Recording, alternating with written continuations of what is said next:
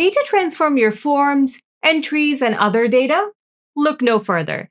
This video equips you with step-by-step guidance for seamless data management in Paymattic. First of all, let's talk about forms. You can export one from right here in the settings. Just take the form that you want and export. It'll be exported in JSON format. And importing is also similar.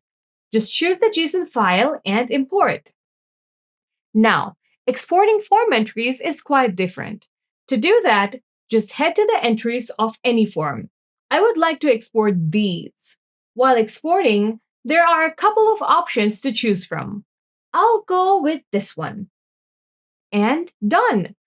Just a small note, you can find all the exported file in your downloads. See?